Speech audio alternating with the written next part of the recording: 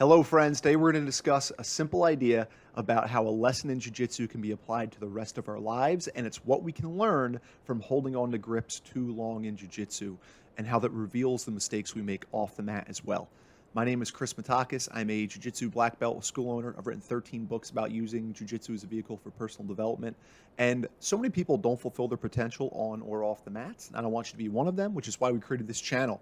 And what we're going to talk about today is a simple idea. What can we learn from holding grips too long in jiu-jitsu and how that applies to our life? So we have all experienced this in gi training, where you make your grips, they're your lifeline, they're serving you well in a given position, but then the position changes and you're still using the same grips that served you before, which no longer serve you now, and they actually become an impediment to your progress and they hold you back and they assist your partner in effectively negating your ability to move and act effectively. So this is something as an example, it's like you're playing guard, your grips are working, your guard gets passed. For some reason, you're still holding on to this lapel grip and this sleeve grip, and you're pulling your partner on top of you in side control. Like we've all done this, we've all been here. And I like the idea, strong ideas loosely held. Because in life, what is our lifeline? It's generally our ideas and the frameworks through which we interpret our reality. And a framework can serve you very well in a given season of life, just like the grip can serve you when you're playing guard. And I think you use that framework or grip for as long as it serves you.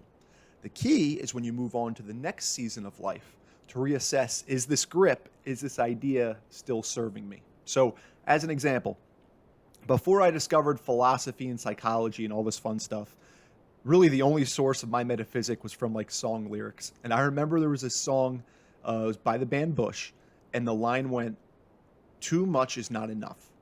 And I thought that was the most profound wisdom I had ever heard. And I downloaded that into my being and I lived by that. So much so I was this close to getting that tattooed all across my upper back. And I use that as a foundational operating principle where in all of jujitsu, in all of physical training, I live by the maxim, too much is not enough. Keep going, keep putting the work in. And it worked really well. I got reasonably good at jujitsu. I got in really good shape. I had a lot of cool challenges that I overcame, like running a marathon without training for it because I wanted to. Like it served me really well. And then it didn't, because then I tore both my pecs after consistently ignoring the messages from my body.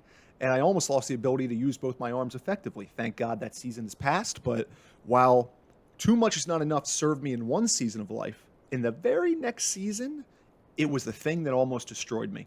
In the same way your grip can serve you in one exchange, say while playing guard, but the moment your guard gets passed, it no longer serves you. It's an impediment to your progress.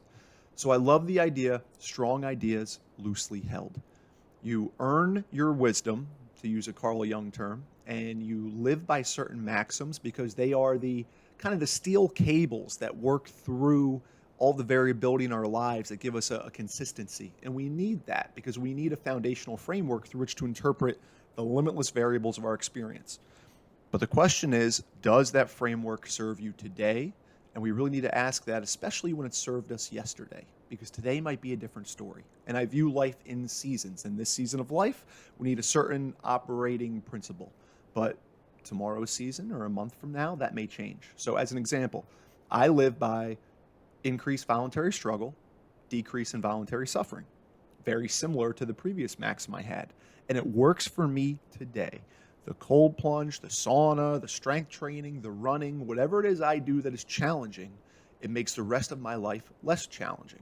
By virtue of the fact that the cold plunge is so stressful, there's really not a lot of stress in my daily life in comparison. So this serves me today. However, if I continue to hold on to this and I continue to use this operating principle to a season in which it no longer serves me, then I'm acting at a detriment to myself and my own progress. So I think in the same way, we use grips only when they're efficacious, and when they no longer serve us, we move on to new grips. We should really keep ourselves to the same standard of what ideas are we using as our sort of foundational perspectives and axioms, and constantly reassess them and ensure that they're serving us in this season of life.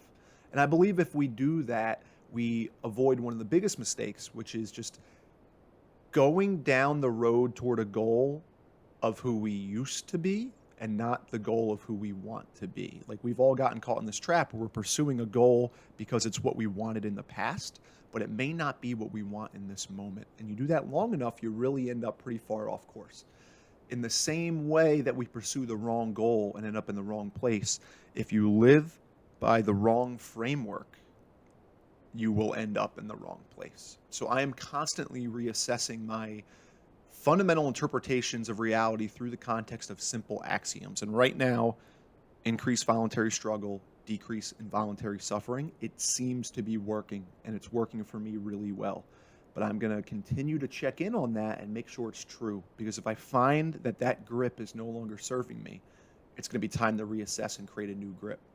And Carl Jung had this idea: people don't have ideas, ideas have people. And I believe that to be true. It's almost like you become a steward of the idea and you become the vehicle by which it acts. So we had better be sure that we are acting on behalf of ideas worthy of our souls, ideas that align with our souls, and ideas that bring us into the person we want to become. So right now, for me, that idea is increase voluntary struggle, decrease involuntary suffering, because it's working. But the moment that no longer serves me, I'm going to pivot, because strong ideas, loosely held, ensures that we don't hold on to that grip too long and get caught. So that's a cool connection between jiu-jitsu and life, and they are limitless and everywhere. But that's something that I've been continually returning to in my own life and my own coaching practice, because a pair of glasses that is the framework through which you interpret your world is invaluable and necessary. However, when the sun is out, you might need to put on your shades. When you're reading late at night, you might need to put on your, where there's bifocals, right? Different environments require different lenses. And our life is perpetually changing in the environment in which we find ourselves. So therefore, our lens must be as well. So just like we change our grips when they no longer serve us, we must change our frameworks when they no longer serve us to ensure we reach the goal. So I hope this was useful. If you're still watching, God bless you. Thank you for being here on this journey with me. Please subscribe. I would love to be connected with you. And let's achieve our potential together. Thanks, guys. Be well.